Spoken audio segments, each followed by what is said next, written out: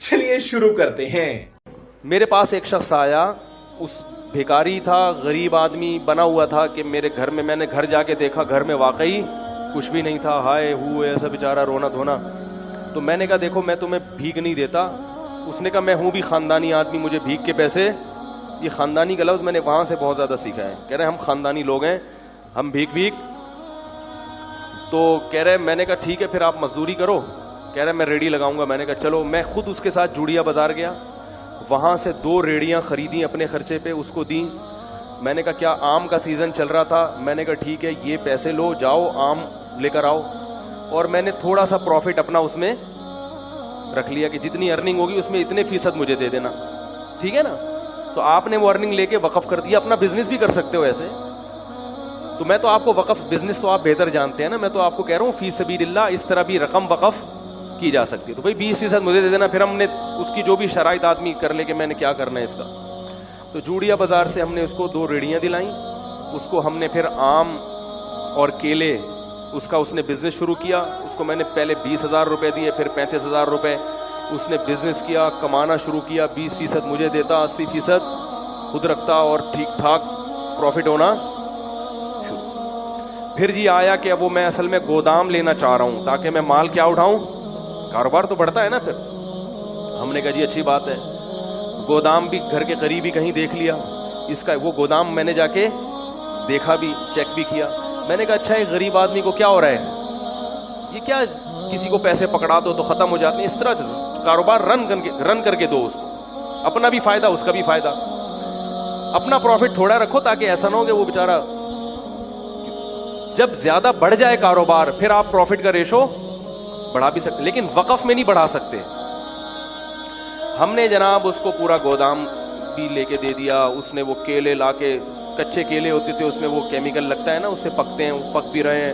اور جناب business tight. اتنا پروفٹ مجھے شروع ہو گیا کہ اب ہم نے تمیز سے بات کرنا لوگوں سے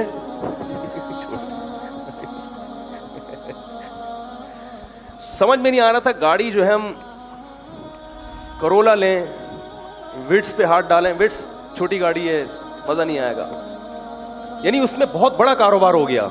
گودام کے گودام بھر گئے بھائی, نواب شاہ سے ڈائریکٹ زمینوں سے مال اٹھ رہا ہے. ٹائم لگتا ہے لیکن بڑھتا ہے کاروبار. اور وہ بندہ بھی فیک نہیں, بالکل نظر آ رہا ہے بھائی, ریڑھی لگاتا ہوا, پیاز آلو پیاز بھی بیچے اس نے. پھر اس نے اپنے بیٹے کو بھی ملا لیا, ملازمین بھی ہو گئے, دے مار 4.5, کیونکہ محنت بہت کر رہا تھا. وہ نظر ایسا آ رہا تھا, کر رہا تھا نہیں کر رہا تھا یہ تو ابھی آپ کو آگے بتاتا ہوں. اب لوگ میرے پاس آنے لگے, مفتی صاحب یار ہم بھی چاہتے ہیں اس کاروبار میں اپنا حصہ ڈالیں. میں نے کہا ٹھیک ہے بھائی, اگر وہ بندہ کما کے دے دیتا ہے تو کوئی قاری صاحب آپ بھی آ جاؤ, کوئی فلاں صاحب. شکر ہے ایک قاری صاحب ہی آئے, وہ بھی مالدار آدمی تھے. اس کے علاوہ پھر میں نے کسی سے, میں نے کہا نہیں بھائی اس کو ایک دیکھتے ہیں, ابھی چلنے تو دو, ابھی تو 1 سال بھی پورے طور پر نہیں ہو سکا. تو جی ہم اس کے گھر بھی جاتے تھے اور وہ ہمارے گھر آتے تھے. بڑا اچھا ماشاءاللہ ہمارا بزنس شروع ہو گیا. اس کو ٹھیک ٹھاک پروفٹ ہونا شروع. لیکن میں نے دیکھا کپڑے وہی اس کے چماروں والے. ہم تو سوچ رہے ہیں کہ چاند پہ پہنچے یا مریخ کا سفر کریں. ابھی امریکہ یورپ تو چھوٹی بات ہو گئی تھی ہمارے لیے نا, ٹھیک ہے, تو خلائی سیارے میں بیٹھتے ہیں, کہیں کائنات کی سیر کر کے آتے ہیں. تو بالآخر ایکسپورٹ کی بات شروع ہو گئی. بھئی اب کب تک غریبوں کی طرح ملک میں جو ہے وہ ٹرک خرید کے بیچتے رہیں ہیں بھائی, کنٹینروں پہ بات آنی چاہیے. اب کیا خیال ہے؟ تو جتنے کما رہا تھا نا اس سے ڈبل انویسٹ ہو رہے تھے. بات آ رہی ہے سمجھ میں؟ جیسے آج اتنا پروفٹ دے دیا, 1 مہینے میں اتنا دے دیا, تو اب بھائی کاروبار تو ہر آدمی کہتا ہے بڑھاؤ, تو اور اس کو دے دیے ہم نے پیسے. اور کاروبار نظر آ رہا ہے, آلو پیاز ٹماٹر بھی بکتے ہوئے نظر آ رہے ہیں. گودام سے منڈی بھی جا کے میں نے دیکھا, وہاں بھی باقاعدہ اس کی ایک شاپ ہے جہاں سے وہ سارا بزنس ہو رہا ہے. ایک دن وہ میرے پاس آیا, کہنے لگا کہ مولوی صاحب میں تو جا رہا ہوں سفر پہ 10-15 دن کے لیے, تو مال اتارنا ہے منڈی سے, اتنے پیسے مجھے چاہیے اور یہ پیسے کل ہی میں آپ کو ریٹرن کر دوں گا اور مجھے جناب پہنچنا ہے. تو میں نے دے دیے اس کو. میں نے کہا یار یہ میرے حج کے پیسے ہیں, کیوں حج کی درخواست میں دینے والا تھا, یہ لے کے کہیں ایسا نہ کہہ رہا یار مسلمان کسی کے حج کے پیسے کھائے گا. ہم نے ایسے ایسے حرام خور دنیا میں دیکھے ہیں کہ آپ کو ہم کیا بتائیں. اس کا بیٹا وہ بیمار بنا ہوا تھا, اس نے کہا یار حج, ہم نے کیا کلمہ نہیں پڑھتے؟ بیانات میں بھی بیٹھتا تھا وہ آ کے اور کہتا تھا ہم سید ہیں, اور کہتا تھا مفتی صاحب پیسہ پکڑانے سے پہلے یہ دیکھو کہ بندہ خاندانی ہے یا نہیں ہے. سمجھ رہے ہیں؟ یہ بڑی گنتیاں سیکھی ہوئی ہوتی ہیں, تبھی کسی کی چکنی چپڑی باتوں میں مت آؤ. تو ہم نے وہ اس کو دے دی, ہم نے کہا چلو کل منڈی میں مل ہی جائیں گے. اس بندے نے رات کو محلے والوں کو جتنی جیبیں نچوڑ سکتا تھا سب کی جیبیں نچوڑی. دکان سے جو جنرل اسٹور تھا اس سے 2-3 مہینے کا راشن اٹھایا. اس نے کہا پڑوسی یہ کل دے دے گا پیسے. کسی سے چلتے ہوئے کسی سے اگر امید تھی نا 50 روپے مل جائیں گے ادھار, تو اس سے 50 روپے بھی لیے, کسی سے 500 لیے, کسی کے 1 لاکھ, ہمارے تو لاکھوں روپے لیے ہوئے تھے. ہر آدمی سے جتنا نچوڑ سکتا تھا اس نے نچوڑا.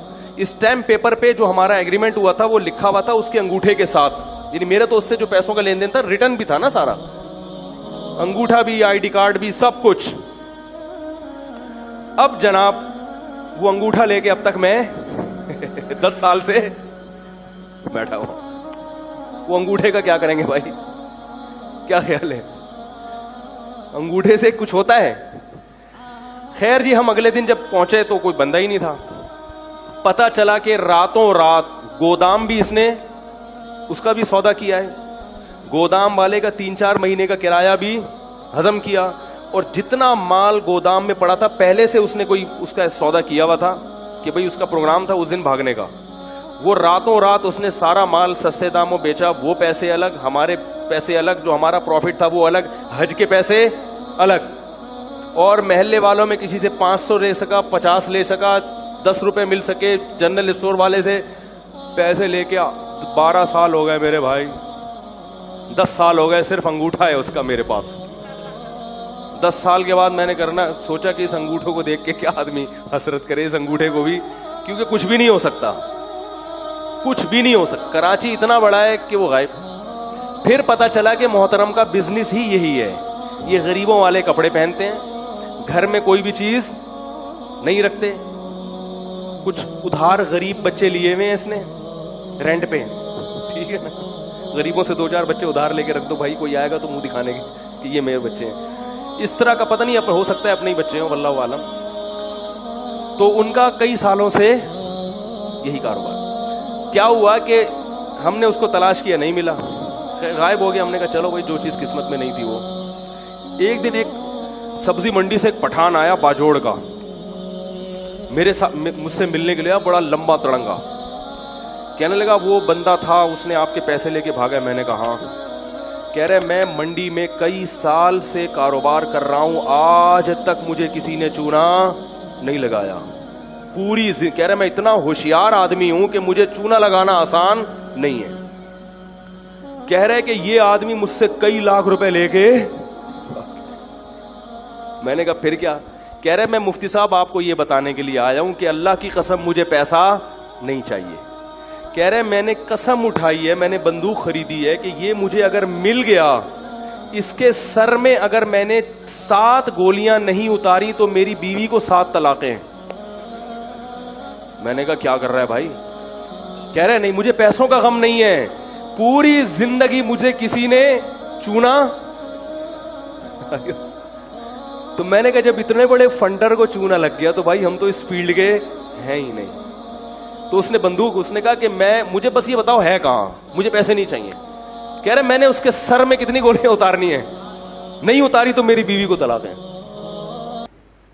تو اس لیے یہ جو ریڑی ویڑی کا میں کہہ رہا ہوں نا, وقف کریں, کسی غریب کو ریڑی لے کے دے دیں تو وہ غریب ہو.